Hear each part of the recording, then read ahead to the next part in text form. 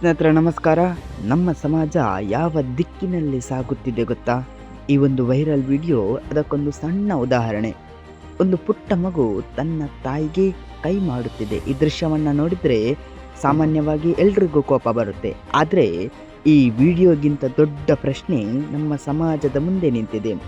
ಒಂದಾನೊಂದು ಕಾಲದಲ್ಲಿ ಮಕ್ಕಳಿಗೆ ಅಮ್ಮನ ಮಡಿಲೇ ಪ್ರಪಂಚವಾಗಿತ್ತು. ಅಪ್ಪನ ಹೆಗಲೇ ಆಟದ ಮೈದಾನವಾಗಿತ್ತು. ಅಜ್ಜ ಅಜ್ಜಿಯ ಕತೆಗಳೇ ಅವರ ಮೊಬೈಲ್ ಆಗಿದ್ದವು. ಸಂಜೆ ಎಂದರೆ ಸಾಕು ಸ್ನೇಹಿತರ ಜೊತೆ ಆಟ, ರಾತ್ರಿ ಎಂದರೆ ಕುಟುಂಬದ ಜೊತೆ ಊಟ. ಅದೇ ನಿಜವಾದ ಬಾಲ್ಯ. ಆದರೆ ಇಂದು ಬಾಲ್ಯವೇ ಬದಲಾಗಿ ಹೋಗಿದೆ. ಮಗುವಿನ ಕೈಗೆ ಆಟಿಕೆ ಬರುವ ಬದಲು ಮೊಬೈಲ್ ಬರುತ್ತಿದೆ. ಅಳುತ್ತಿದ್ದರೆ ಮೊಬೈಲ್, ಊಟ ಮಾಡದಿದ್ದರೆ ಮೊಬೈಲ್, ಸುಮ್ಮನಿರಬೇಕಾದ್ರೂ ಕೂಡ ಈಗ ಮೊಬೈಲ್. ಹೀಗೆ ಮಕ್ಕಳನ್ನು ಸಮಾಧಾನ ಪಡಿಸುತ್ತಿದ್ದೇವೆ.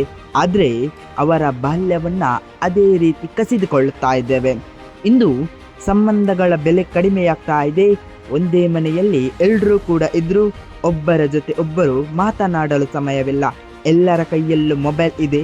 ಆದರೆ ಒಬ್ಬರ ಕೈಯನ್ನು ಮತ್ತೊಬ್ಬರು ಹಿಡಿಯುವ ಸಮಯ ಇಲ್ಲ.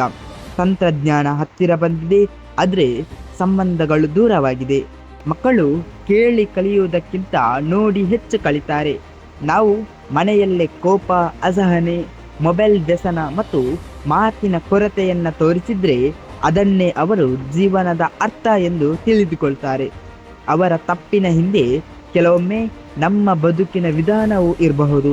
ಇಂದು ನಾವು ಮಕ್ಕಳಿಗೆ ಒಳ್ಳೆಯ ಶಿಕ್ಷಣ ಕೊಡುತ್ತಿದ್ದೇವೆ, ಒಳ್ಳೆಯ ಬಟ್ಟೆ ಕೊಡುತ್ತಿದ್ದೇವೆ, ಒಳ್ಳೆಯ ಶಾಲೆಯನ್ನು ನೀಡುತ್ತಿದ್ದೇವೆ.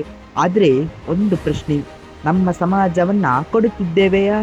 ಅಥವಾ ದಿನಕ್ಕೆ 10 ನಿಮಿಷವಾದರೂ ಅವರ ಜೊತೆ ಮನಸಾರೆ ಮಾತನಾಡುತ್ತಿದ್ದೇವಾ? ಈ ವಿಡಿಯೋ ನಿಜವೋ ನಟನೆಯೋ ಅದು ಮುಖ್ಯವಲ್ಲ. ಆದರೆ ಇದು ನಮ್ಮೆಲ್ಲರಿಗೂ ಒಂದು ಪ್ರಶ್ನೆ ಕೇಳುತ್ತಿದೆ. ನಾವು ಮಕ್ಕಳಿಗೆ ಬದುಕುವುದನ್ನು ಕಲಿಸುತ್ತಿದ್ದೇವೆಯಾ ಅಥವಾ ಕೇವಲ ದೊಡ್ಡವರಾಗುವುದನ್ನು ಕಲಿಸುತ್ತಿದ್ದೇವಾ?